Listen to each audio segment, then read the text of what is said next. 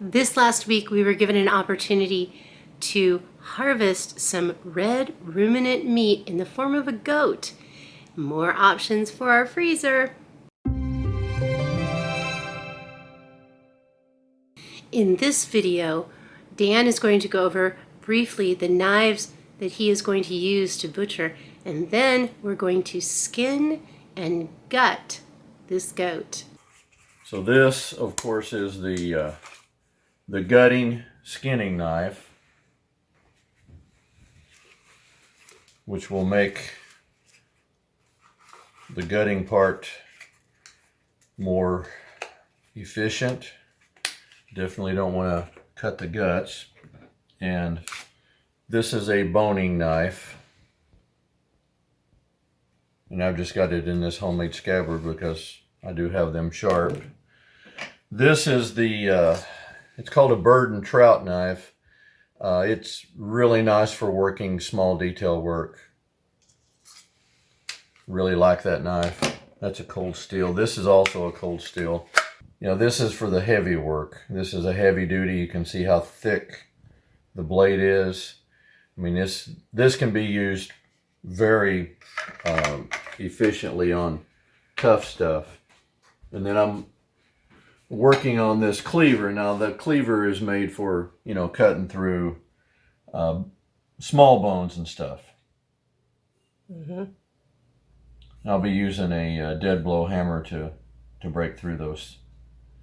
You can see where it's been hammered before. Now this is a used knife that I got last year along with that boning knife, and so I'm just cleaning them up. I've got some rust here that I've got to clean up, and so I'm going to take some steel wool to this, but you can tell where it's been hammered.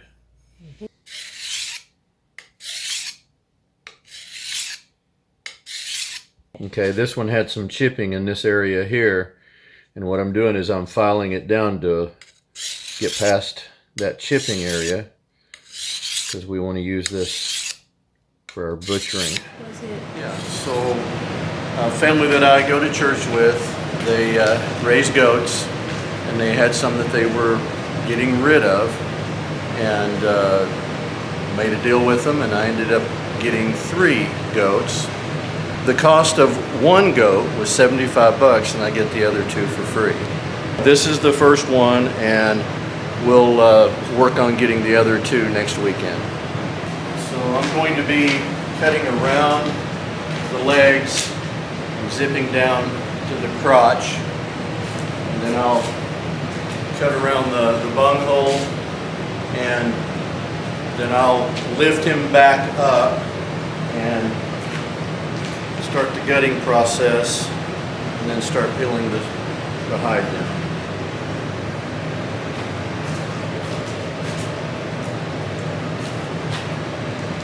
Now I'm cutting above the Achilles tendon, or it's not, I don't think it's called the Achilles tendon, but I'm cutting above that tendon because I don't want it to drop yet. Not that it's going to drop because of the way I've got it hung.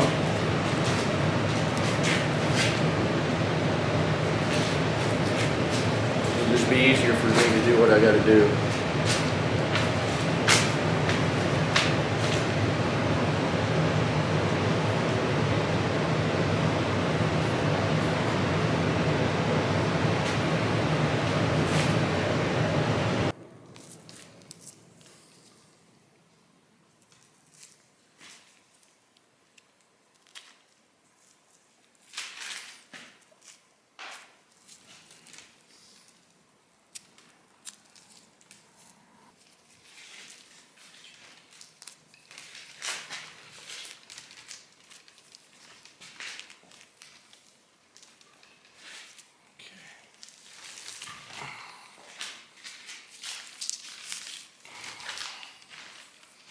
So this tendon right here is that tendon that they were talking about. So you basically poke your gamble, what they call a gamble lift in here and on the other side, and that will support the whole weight. But when I did those deer and that other goat, I found out that having these cinch cords like this actually works better.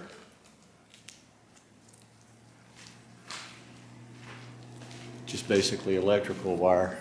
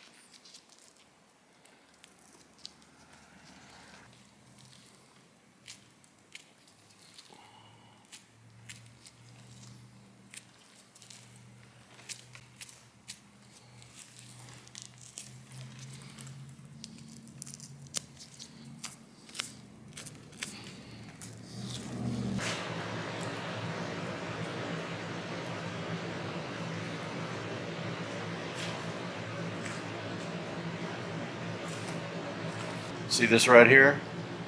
That's the cord for the urinary. So I don't want to cut that. I want to go in around it so that it's here.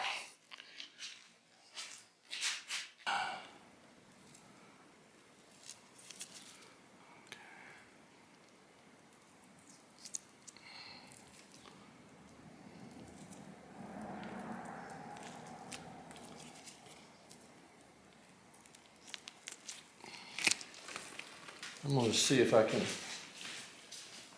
run my hands down in there like.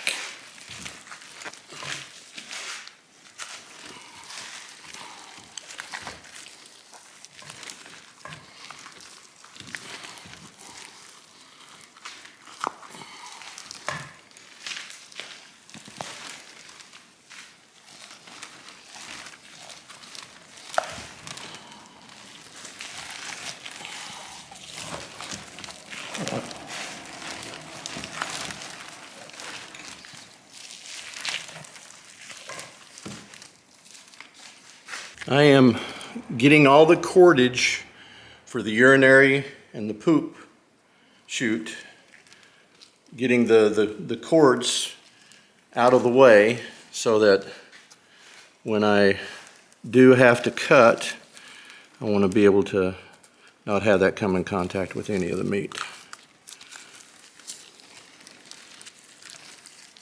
And it's difficult.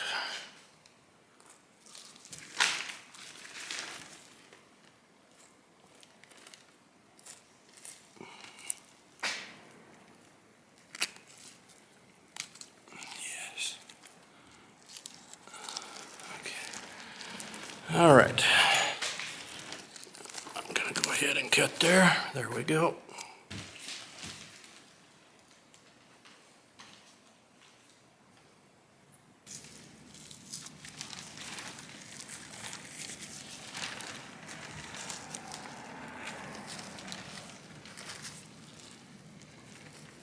Yeah, I'm just trying to get the skin loose from the body instead of having to cut every little single square inch. It seems like it's really more attached to the back than it is almost anywhere. I'm just basically peeling it down like a sock. These muscles like this right here, those would be the flinch muscles that animals have. So when a fly gets on them, they flinch.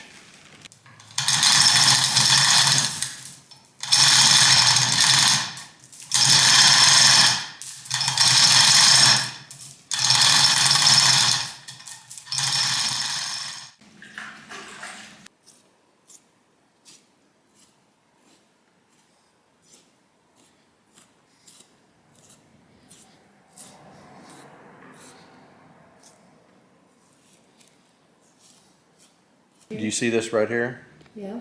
Those are the tendons that on a deer, you know, a deer and a goat are very similar in anatomy, that the Indians would pull that out, dry it, strip it, and make sinew for making bowstrings and for attaching arrows, cordage. It was a natural, super strong cordage. Very, very tough.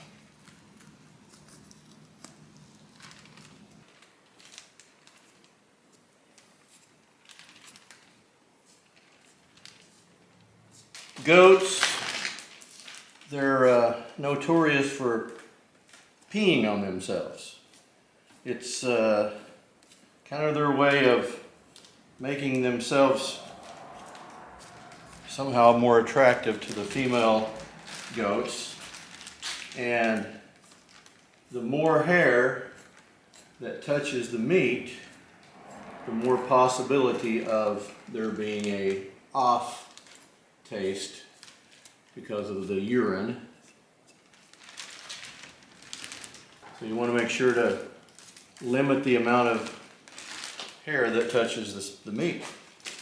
And so basically having the hair on the inside like this and basically peeling it down is one of the best ways to prevent that from happening.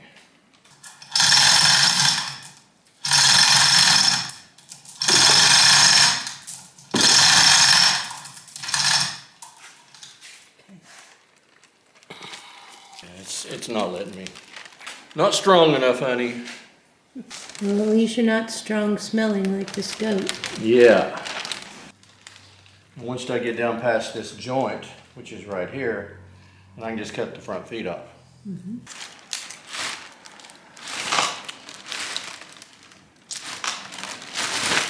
Now I've got to lower it back down and gut it. Okay, so I'm gonna take this part right here, put right in here, and start, well, and I've got to make a little bit of a nick. Gotta get that out of the way. Okay, make a little nick. So I can get in behind here.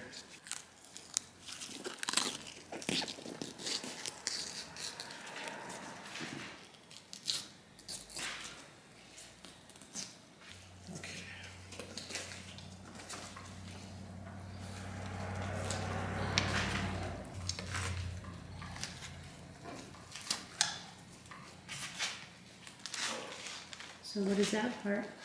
The intestines. That is the bladder.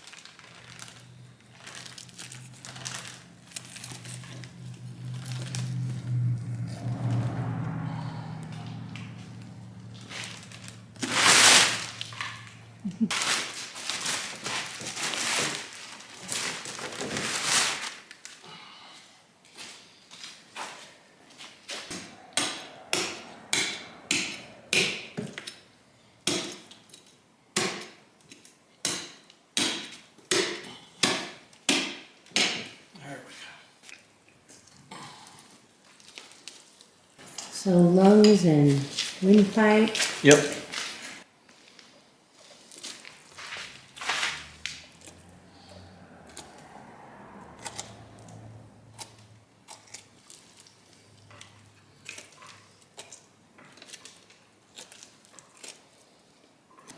when I process the rest of it.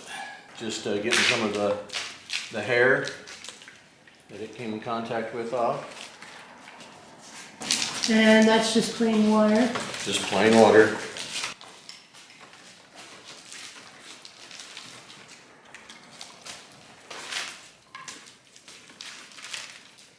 In order to let the meat relax and eventually become more tender, you want to let it rest.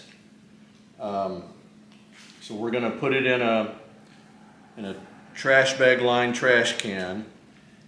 We're going to put some ice in on top of it, and we're going to chill it for 48 hours. You know, one of the advantages to butchering in the wintertime is you can place your carcass in something that's safe containment and put it in a non-heated room where the temperature is going to drop down pretty low, and let it chill.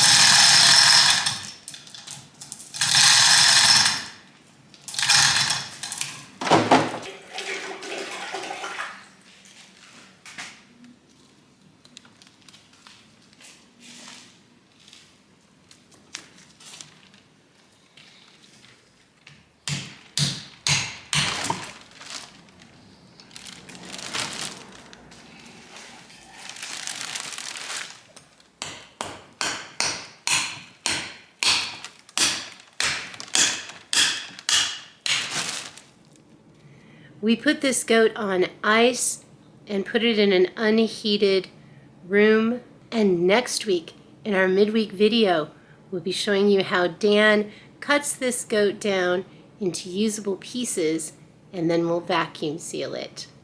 Once that video is done, I will link to it at the end of this video, so you will be able to go right to the next one. Have a great week. See you next time.